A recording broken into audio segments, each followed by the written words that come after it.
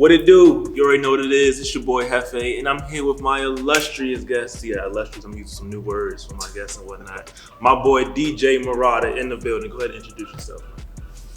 Well, he said my name, DJ Marauder. Also, Aunt Tony, whatever, you know. He being humble right now. He one of the best DJs in the city. You know what I'm saying? A tour DJ with Goldlink, party DJ. If you've been out and about in the city in the past, I don't know however many years, you've definitely seen his name. If you haven't seen Joy Club, anything connected with him, you've definitely been in the presence of the man. So, first of all, I want to thank you for being here, man. I appreciate you. For sure. Start off, I just want you to explain your name. I know what it means, I know where it came from, but I think it's cool, so I want you to explain DJ Marauder to the people. When I was young, my dad used to always listen to Tribe a lot, and that was kind of like something that stuck with me, kind of got me into music. But yeah, and then I just fell in love with what doors that opened for me.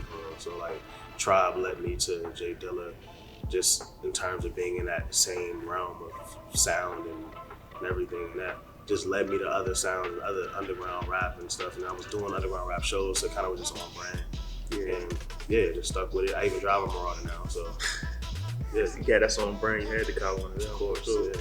That's what's up. And like as you said that, like you came up and you got into different lanes and just loving hip hop. Describe the journey, because I remember I don't think we knew each other, but I went to a party with someone and you were there, and this was like at someone's house. It was just regular stuff. To see how far you've come. First of all, I want to say I'm proud of you, man. I told you before, I'm happy for you, I'm proud of you, because you're really doing your thing and you've worked hard for where you at right now. So like, try to explain to the people and to everyone from where it started to what the journey was like to where you are right now. I mean, I was doing house parties, I was doing college parties and all that stuff, and then I kind of just had to step out on my own. Like I was doing U Street gigs and just trying to like figure out where I fit in. I was doing underground rap shows. That was kind of like where I started to make my name in DC, and like just kind of what made the following I have. I have a lot of loyal underground, I have a lot of loyal supporters that come from the underground rap community, from like actually rappers themselves to people that were at those shows and stuff. And that kind of like built the foundation for me, and which I'm so thankful for. And then I just kind of like had to step out and do my own thing. And then, Malcolm and Xavier, one of my boys I've known forever, we started doing small residencies together on U Street, and then that just grew into something that we could keep and cultivate and groom. And then now we have Joy Club, so yeah.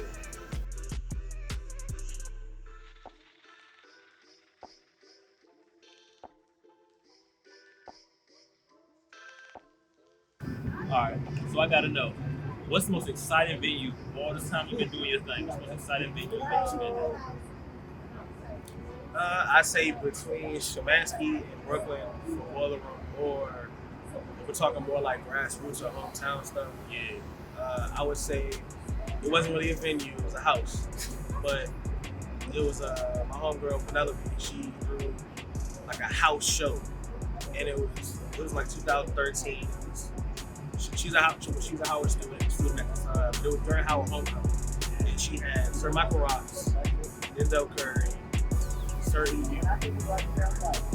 Fat Man Key, Grande Marshall, and Young Gleech, all on the same bill. She had myself, Kid Marvel, Mr. Selector, DJs. I think Kels or sometimes Spun. Kels sometimes was on it as well, but it was like a house rap show that was fucking crazy. Like that shit was probably one of the most chaotic, in a good and bad way, events ever. It was like Denzel Curry broke the floor. EU snatched the microphone. It was a ported mic. EU ran across the house, snatched the microphone. The microphone's in my mixer. Yeah, my mixer damn near fell. That's what mixer snatches and falls off the table, but didn't unplug. I grabbed it, bitch, put it back up, and kept going. And I grabbed the cord and pulled him back, bruh, chill out.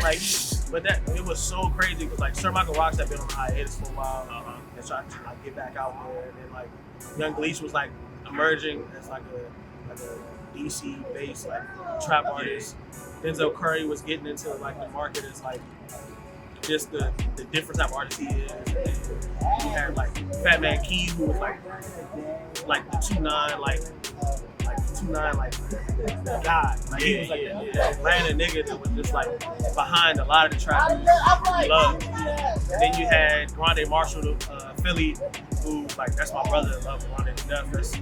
But he was like such the conscious, like the conscious street, very organic and like so natural lyricist that was just so hood. Like and men them all together, it was just crazy. And then EU was like that's our local like EU's like our local MF Doom. Like that's our guy. Yeah. He's so different. And so like that's the guy that just pushes the envelope. And then who else did I miss? I said Key, I said Grande, I said Denzel, I said Michael. But like it was, and then like then she had like the underground rap scene DJ. Like you had Selecta and Marvel, and then myself. But Selecta's our legend. That's our guy. And then Marvel's like our guy that's been touring and all that stuff. And then like myself, this is before I was leaving the country. Like I was thankful to be on the shit. Like that shit was still trying to build up. That shit was great in a house, a row home in the crib, a row home on North these motherfuckers. This was in a row home house on North Capitol. Like this ain't a big house. Floor flexing, broke the foundation. That shit was crazy. That shit was nuts. Been touring with Goldlink, doing your thing with that. Definitely been keeping tabs and everything. That's got to be crazy. You're in Africa with me for music. You're not going over there you're going over to do what you love to do. Yeah, for sure. It's definitely surreal at times. It's like I think the first time I had a moment where I was like, dang, this is taking me places. Like it was actually before I was DJing for Goldlink. I was when Masego does shows and he doesn't use a band, he would use me. And so I went to Dubai with Masego. And I walked in the hotel room and I was like, dang, I'm actually in Dubai. Like, why am I in Dubai? For DJing. Like that was different. And then, I mean, even before that, I toured Australia. I was one of the open acts on Goldlink's Australia tour. And then I've done we did all of Europe, the whole US with Tyler the Creator. Just did Africa.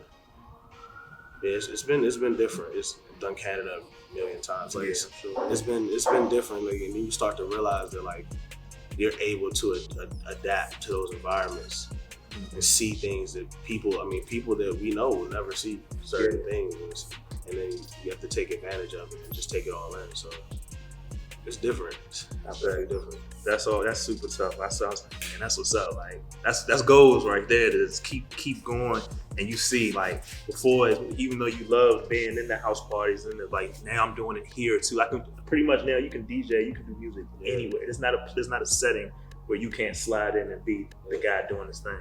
Yeah. So like, and did the Goldlink thing come about because you're both from the area, or is that how it kind of clicked, or was there more to it? That was pretty organic too. Like I've known him since before he was rapping. Like we just had mutual friends. He would be in the underground rap shows. Like I said, he would just be there. Yeah, and he was just one of the homies, and like actually the guy that is me and Bacon Bear's mutual friend. Been close with him for a while, and so I met D through like mutual friends, and then he would be around, and then I was actually talking to him like a month ago or so. We were together, and I pulled up my email and I searched his name. The first email he sent me was in March 2014. That's right after he dropped the Creep freestyle on SoundCloud. Okay. He had come to a show that I was DJing, and he asked me could he perform it. He emailed me an instrumental and he performed it. And I was like, that's kind of how our friendship became what it was, and we just stayed in touch. And then he would just hit me up casually, like when he was recording certain albums, I would come and sit in the studio and just give him my opinion on stuff. And we just became close. And then he hit me during the was it the At What Cost? Yeah, the At What Cost US tour. Okay. With Masego, he hit me up, and I met him in LA, and I finished the tour with them, and then he took me to Australia, and I was the opening bill for that. And like he just has always been we bounce ideas off each other, we argue about things, and then that grew, and then he decided to like make some changes in his own performance like career, and then said he wanted to use me as his DJ, and so I jumped at that opportunity.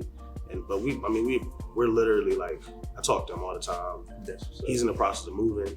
I was at his crib helping him getting stuff together. Like we're just genuinely friends with them. So. That's what's up. And that's a good feeling. Like, and I don't really know how the whole business part of it all goes. Like, do you ever see yourself DJing for other artists, or do you see yourself just sticking with Goldlink? I will. I mean, I even do things for other artists' tours. Like Xavier Omar is on tour right now, so I recorded all the mixes for his tour has a radio theme. So in between, like when the doors first open, and then the first artist goes on, his opening artist, and then there's a gap. So I recorded mixes for him, and Bacon Bear did drops, and so that plays during the show. So I do that type of stuff. If Masego needs me, I'll go, work with Masego.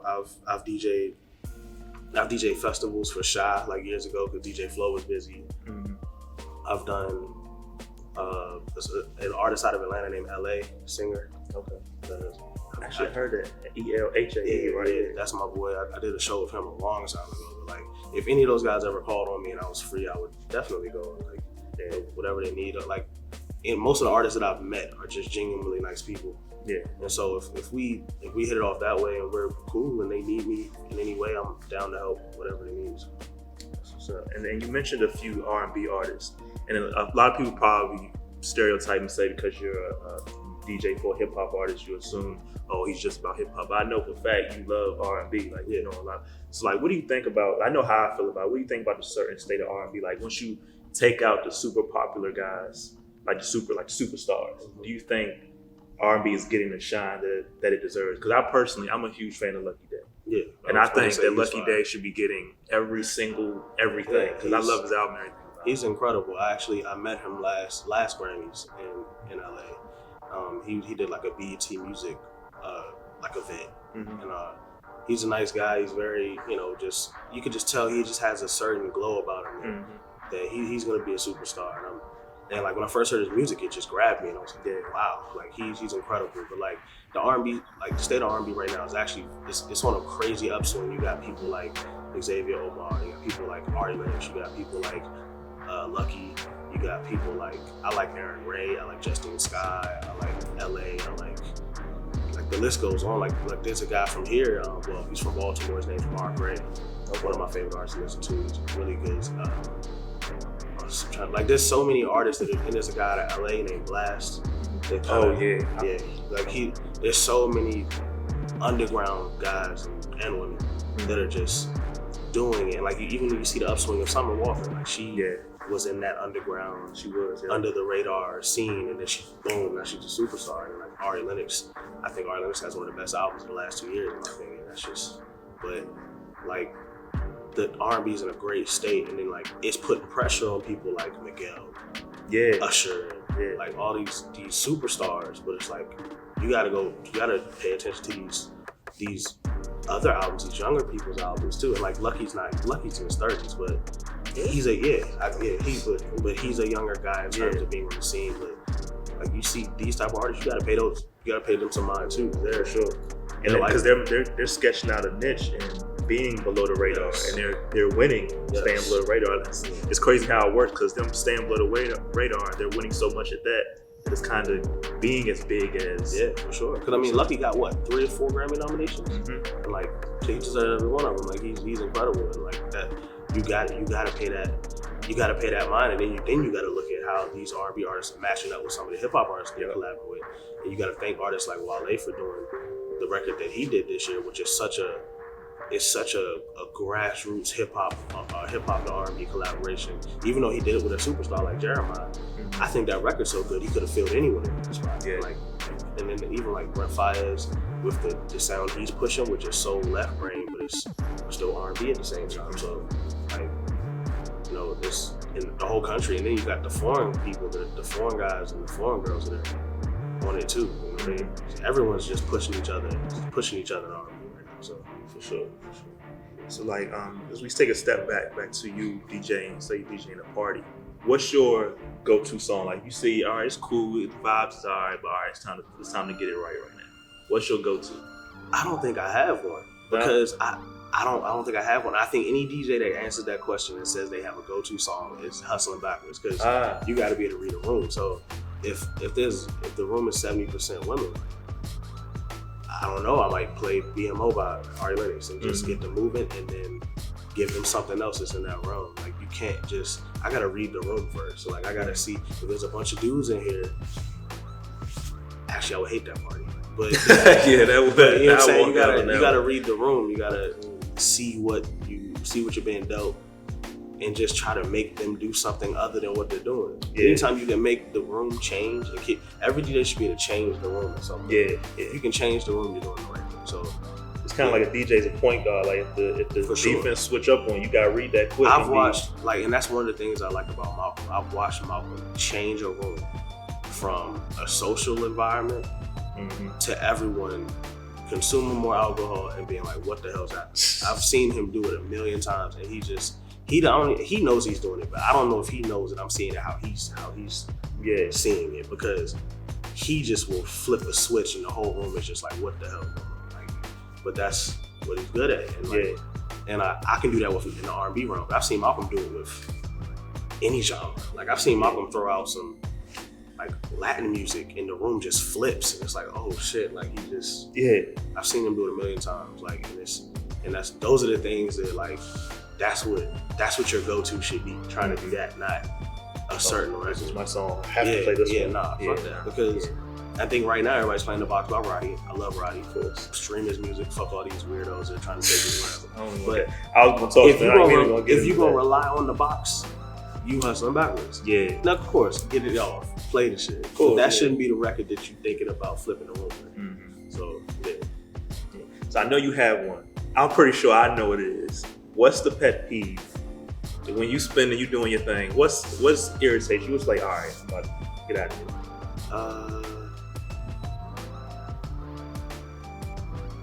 All right, so it's not even requests are everywhere DJ's pet peeve, but I hate when people are too close to me. And I also hate when people sit there and drink on the DJ table. Oh, that's it. I'll knock it off the table. That's rude to say. Like, I'll knock it off the table. Yeah. Like, if I don't know you, I might just knock it off the table. It's like, dang, bro, you like act like act like they didn't quite get it on the table. I'll just tap it and knock it off the table. And they're like, why would you put it there? Why would you put it next to this? Do you feel like spending $1,000 a day? You gonna put it? This just look like the spot to put your drink in. Yeah, I just knock it off the table or whatever. So I don't care. If it's a plastic cup, I'm definitely knocking it off. Yeah. So yeah, that's probably my pet peeve. Yeah, that one. For sure. So we're gonna wrap this up. We got some more after this.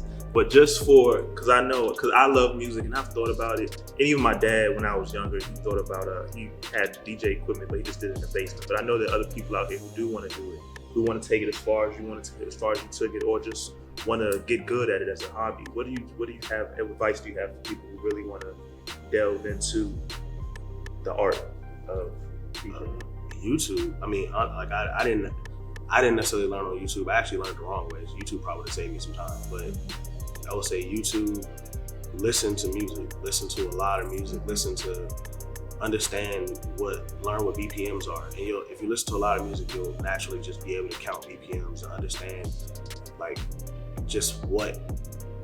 understand music. If you know the records, if you know the music that you're about to play, you don't even have to use headphones. Like, I don't know if you noticed, but if you see go back and look at the Joy Club DJs, most of us don't use headphones. Unless we're in the worst environment, we can't hear ourselves. But like, if I know the song I'm about to play, I don't need headphones. Exactly. Yeah. So I can just you've been studying and you ain't just flipping a switch and putting the playlist on you. So just know your music, just know what you're playing, and understand your equipment. That's the biggest thing. If you got a controller, you better know every inch of that controller. If you got a mixer, know every inch of that mixer. Don't be afraid to hop on some techniques and mess up, because techniques, the vinyl turntable, don't be afraid to hop on that and mess up. Don't be afraid to hop on the CDJ and mess up. You're gonna mess up. Yeah. Who cares if you mess up and the party stops? Who cares? Yeah. Just do it, you know what I'm saying? Be at home and live every inch of that mixer. It'll pay off so much if you can just adapt in any environment. And other DJs will see that and continuously try to do gigs with you and stuff, because you can adapt. Yeah. So, you heard from the man himself, but we're not done here with DJ Marauder. We'll be right back. We're gonna play a little game, because we both hip hop heads, we both know our stuff. We're gonna see who takes the W on this one. All right, we back in the lunchroom. You already know what it is. It's DJ Marauder, it's your boy Hefe. About to play a little game. Playing on For the Culture. Y'all know what the other one is. We playing For the Culture, because this show is for the culture. What we do is for the culture. You feel me? So we're gonna play that. We're gonna play the rap category. We're just gonna see you take it out. We both know our stuff. Just gonna see you got what? You wanna go first? I go first. All right, I'm gonna go first. See what you do. Y'all can play along. Half of the clips, the younger brother. Push your T. Blank and the East Side Boys. Lil Jon. Still tipping off those shows. Oh wow, Mike Jones. No. He does grills from Houston. Oh, Paul Wall. Yeah. Like, you ain't do it. You ain't, yeah. The Southern dude from G Unit. Young Buck. He passed away from Atlanta. He had the little kid that was always with him. Bankroll Fresh. Yeah. Riding Dirty. Chameleon. Yeah. Shake It Fast. Oh, Mr. Yeah. Trina was signed songs. Slip and Slide. Trick Daddy. Yeah. I got that. All right, I got 8. I don't know if y'all can see that. I got 8. We're gonna see how we do. Swing right to play again. All right. So now I'm looking at it. All right. That's just quick rap. Yeah.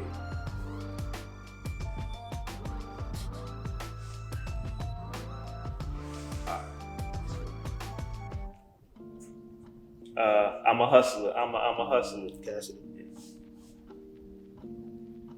Pass. I don't know. He's the original one in TDE before Kendrick. J-Rock. Yeah. He's from New Orleans. He passed away. A lot of all the New Orleans artists big him up because he was like the godfather of it all. He's not fat, but he's Skinny. yeah. So no, I'm fast. The other person in Outkast. Andre. Other one. Big one. Yeah. He's part of Dreamville, one of the first artists on J. Dreamville. Cole. The big heavyset dude. Not Bosh. Yeah. What? Next. Oh, with Jay-Z, fought with Kim. He fought Biggie? Nah. He fought with him? Yeah, Foxy Brown. Oh. Like to argue beef with him. All right, he got 4. I feel like I got the worst ones. You know who Vic Me is? Who? Vic Me? I feel like it was supposed to say Vic Mensa.